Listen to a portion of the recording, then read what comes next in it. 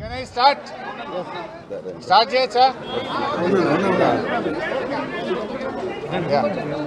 కొద్దిగా silence Babu please. Media మిత్రులందరికీ నమస్కారం. ఈరోజు కాళేశ్వరం కమిషన్లో భాగంగా ఈరోజు మమ్మల్ని పిలవడం జరిగింది. కమిషన్ అడిగిన అన్ని బాబు కమిషన్ అడిగినటువంటి అన్ని ప్రశ్నలకు కూడా సమాధానాలు చెప్పడం జరిగింది. వారికి సమాధానాలు నోటి మాటగా చెప్పడమే కాదు, అన్ని రకాల ఎవిడెన్స్లు కూడా పూర్తి స్థాయిలో అందించడం జరిగింది. నేను మీడియాతో కూడా ఒకటే కోరుతా ఉన్నా, ఎందుకంటే మేము కమిషన్ ముందు హాజరై వచ్చి ఇక్కడ నేను రాజకీయాలు మాట్లాడడమో ఇతర అంశాల జోలికి వెళ్ళను. రాజకీయాలు ఉంటే రేపు మాట్లాడుకుందాం, క్వశ్చన్ అండ్ ఆన్సర్స్ రేపు అడగండి, అన్నిటికీ ఆన్సర్ ఇస్తా. బట్ ఈరోజు ఎందుకంటే కమిషన్ ముందు ఏం జరిగిందో మీకు కావాలి, ఎందుకంటే ఐ కెనాట్ మిస్గైడ్. లోపల ఒకటి చెప్పి బయట ఒకటి చెప్పడం అనేది తప్పు అవుతుంది. లోపల ఏం జరిగింది, కమిషన్కు నేను ఏం చెప్పాననేటువంటి అంశాలు మాత్రమే మీ ముందు ఉంచుతాను. మీకు మిగతా ఎన్ని క్వశ్చన్స్ ఉన్నా ఎన్ని పొలిటికల్గా కావాలన్నా రేపు మాట్లాడుకుందాం. Today I will not speak any politics.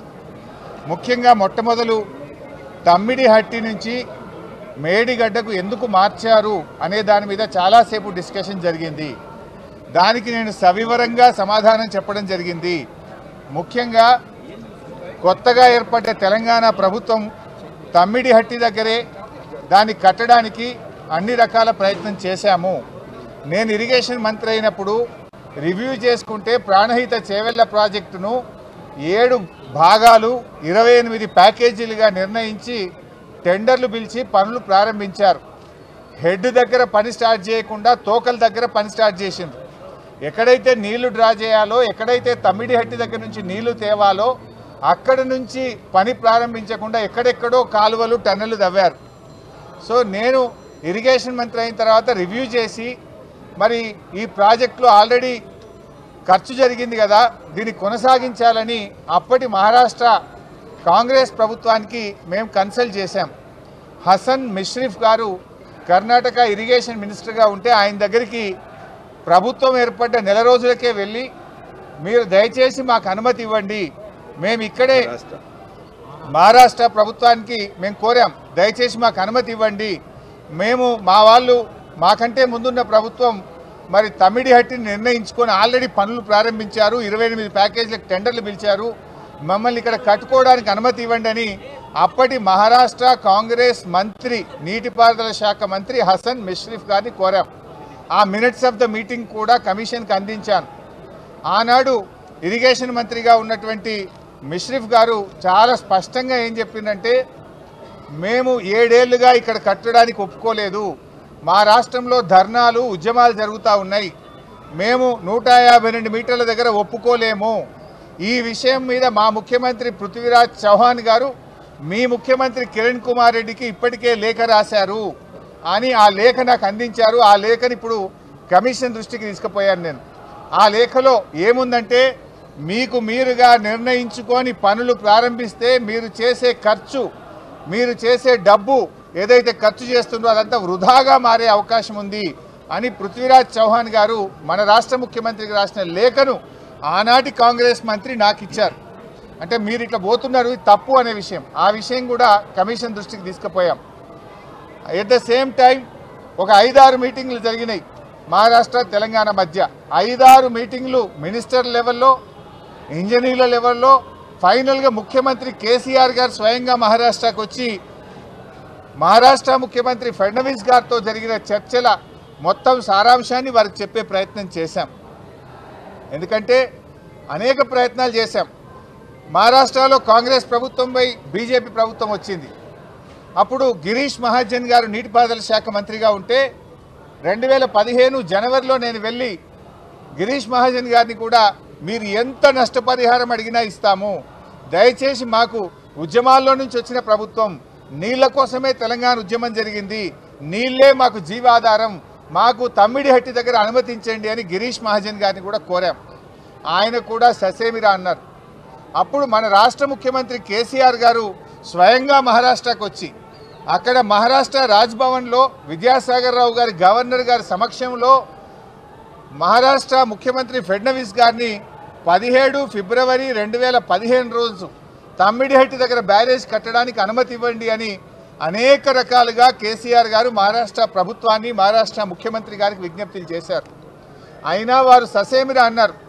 Fadnavis గారు మాట్లాడుతూ మాకంటే ముందు 7 ఏళ్లు కాంగ్రెస్ ప్రభుత్వం ఉండే, 7 ఏళ్లు కాంగ్రెస్ ప్రభుత్వం తమ్మిడిహట్టి దగ్గర ఒప్పుకోనప్పుడు ఇవాళ నేను బీజేపీ గవర్నమెంట్ ఆ రోజు తమ్మిడిహట్టి దగ్గర కట్టొద్దని నేనే ధర్నాలు చేసినా పోరాటాలు చేసినా ఇవాళ నేనెట్లా ఒప్పుకుంటా, రాజకీయంగా అది ఎట్లా సాధ్యమవుతుంది, ఒప్పుకునే ప్రశ్నే లేదని ఆ రోజు కరాఖండిగా మహారాష్ట్ర ముఖ్యమంత్రి గారు కేసీఆర్ గారికి చెప్పారు. అంటే 7 ఏళ్లు మహారాష్ట్రలో కాంగ్రెస్, ఢిల్లీలో కాంగ్రెస్, మన దగ్గర కాంగ్రెస్, 3 చోట్ల కాంగ్రెస్ ప్రభుత్వం ఉన్నా తమ్మిడిహట్టి దగ్గర బ్యారేజీలకు ఒప్పించడంలో, అగ్రిమెంట్ చేయడంలో, పనులు చేయడంలో ఆనాటి కాంగ్రెస్ ప్రభుత్వం పూర్తిగా ఫెయిల్ అయింది. నాటి కాంగ్రెస్ ప్రభుత్వంలో ఉత్తమ్ కుమార్ రెడ్డి, కోమటిరెడ్డి వెంకటరెడ్డి, శ్రీధర్ బాబు వీళ్ళే తెలంగాణ ప్రాంతం నుంచి మంత్రులుగా ఉన్నారు. మీరు పట్టించుకోలే, 7 ఏళ్ళు మీరు చేయలే. బట్ అయినా మేము అన్ని రకాలుగా ప్రయత్నం చేశాం. ఇంత మధ్యలోనే ఈ సమయంలోనే సెంట్రల్ వాటర్ కమిషన్ తమ్మిడిహట్టి దగ్గర నీళ్లు లేవు అని 2 లేఖలు రాసింది. 2 లేఖల్లో స్పష్టంగా అక్కడ నీటి లభ్యత తక్కువ ఉంది, మీరు ప్రత్యామ్నాయం చూసుకోండి అని మనకు కేంద్ర సిడబ్ల్యూసి మనకు చెప్పడం జరిగింది. అదేవిధంగా అదే సిడబ్ల్యూసి మీరు కట్టిన రిజర్వాయర్లు తక్కువ ఉన్నాయి, రిజర్వాయర్ల సంఖ్య పెంచుకోండి అని కూడా చెప్పింది. ఇవన్నీ లెటర్లు కూడా ఈరోజు కమిషన్కి ఇచ్చాను. సిడబ్ల్యూసి నుంచి వచ్చిన 3 లేఖలు ఈరోజు కమిషన్కి ఇచ్చాం. అప్పుడు కూడా కేసీఆర్ గారు ఒకవైపు మహారాష్ట్ర ఒప్పుకోవడం లేదు, రెండవ వైపు నీళ్ళే లేవు. ఈ పరిస్థితుల్లో ఏం చేయాలని కేంద్ర ప్రభుత్వ సంస్థ వ్యాప్కోస్కు కేసీఆర్ గారు మరి ఏం చేయాలో ప్రత్యామ్నాయం సూచించండి అని వ్యాప్కోస్కు మేము ఇవ్వడం జరిగింది.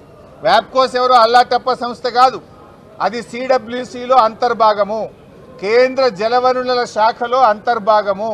ఆ వ్యాప్కోస్కి ఇస్తే వ్యాప్కోస్ లైడార్ సర్వే చేసి డీటెయిల్డ్గా ఎగ్జామిన్ చేసి మాకు మేడిగడ్డ దగ్గర నీటి లభ్యత ఉంటుంది, అక్కడ ప్రాజెక్టు కట్టుకోండి అని వ్యాప్కోస్ అనే సంస్థ చెప్పింది. ఆ వివరాలు కూడా కమిషన్కి అందించాం. సో వ్యాప్కోస్ నివేదిక మేరకు, సెంట్రల్ వాటర్ కమిషన్ సూచనల మేరకు మహారాష్ట్ర ఒప్పుకోకపోవడం వల్ల మన ఇంజనీర్ల రికమెండేషన్ మేరకు ఆనాడు రాష్ట్ర ప్రభుత్వం నీళ్లు లేని చోట నుంచి నీళ్లున్న చోటకు మేడిగడ్డ ప్రాజెక్టుకు రూపకల్పన చేశాం. మీరు ఆనాడు నీళ్లు లేని చోట ప్రాజెక్టు ఇరికిచ్చే ప్రయత్నం చేసినారు. 7 ఏళ్లలో మహారాష్ట్రాన్ని ఒప్పించలేకపోయారు. అక్కడ వైల్డ్ లైఫ్ ప్రాజెక్ట్ కూడా ఉంది, చాప్రాల్ అనే వైల్డ్ లైఫ్ ప్రాజెక్ట్ కూడా తమ్మిడిహట్టి దగ్గర ఉంది. వైల్డ్ లైఫ్ ప్రాజెక్టుకి అనుమతి రావాలంటే 10 ఏళ్ళు అవుతుంది. మరి పోరాటాల నుంచి నీళ్ల కోసం ఉద్యమించిన తెలంగాణ ప్రభుత్వం నీళ్ల కోసం మేము వ్యాప్కోస్ యొక్క ఆలోచన మేరకు, సూచనల మేరకు నీళ్లు లేని చోట మీరు ప్రాజెక్టు ప్రతిపాదిస్తే నీళ్లు ఉన్న చోటికి మార్చడం జరిగింది.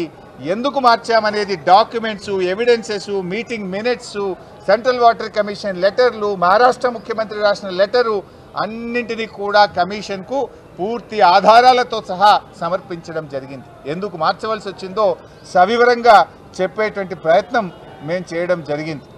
కాళేశ్వరం కార్పొరేషన్కు కేబినెట్ అనుమతి ఉందా అని అడిగారు. కేబినెట్ అనుమతి ఉంది అని స్పష్టంగా వివరాలన్నీ కూడా అందించడం జరిగింది. అదేవిధంగా బ్యారేజీ లొకేషన్ మార్పుల గురించి కూడా అడిగారు. అన్నారం, సుందిళ్ళ గురించి అది ప్యూర్లీ టెక్నికల్ డెసిషన్. ఇంజనీర్లు డీటెయిల్డ్ సర్వే ఆధారంగా దేశంలో అనేక ప్రాజెక్టులకు కూడా ఈ రకంగా మారుతుంటాయి. మన నాగార్జున సాగర్ కూడా మారింది, ఎస్ఆర్ఎస్పి ప్రాజెక్ట్ కూడా మారింది. సో అది ఏదన్నా డెసిషన్ బ్యారేజ్ కొంత ముందుకు వెనకకు జరిగేది అది ఇంజనీరింగ్ డిపార్ట్మెంట్ తీసుకోవాల్సినటువంటి నిర్ణయాలు అనేటువంటి విషయాన్ని కూడా కమిషన్ గారు అడిగినప్పుడు మేము చెప్పడం జరిగింది. మొత్తంగా ఈ ప్రాజెక్టులో రిజర్వాయర్ల కెపాసిటీ ఎంత, నీటి నిల్వ సామర్థ్యం ఎంత ఉంది అని అడిగితే 141 టీఎంసీల సామర్థ్యం ఉందని చెప్పి కూడా మేము వారికి చెప్పడం జరిగింది. అదేవిధంగా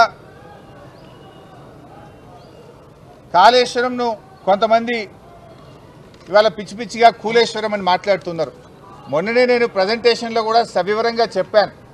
కాళేశ్వరంలో 100 భాగాలు ఉన్నాయి, 100 భాగాల్లో అన్నీ ఇంటాక్ట్ ఉన్నాయి.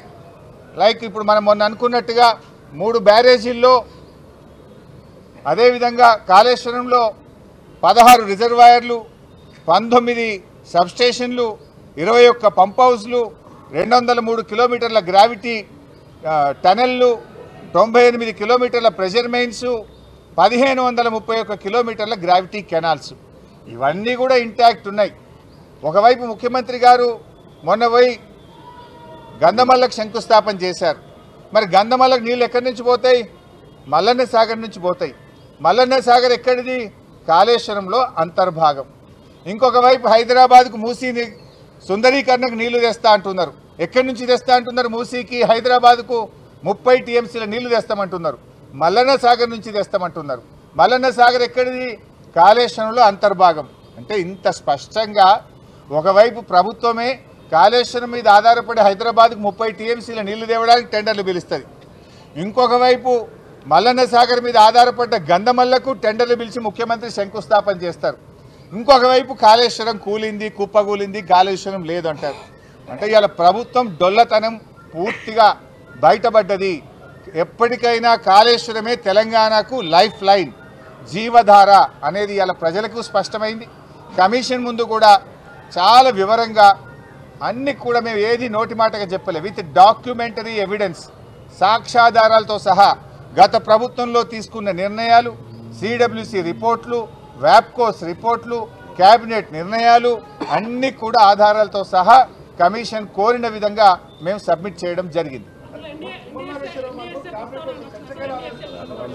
See, today no questions, all political questions I will answer tomorrow in Telangana Bhavan.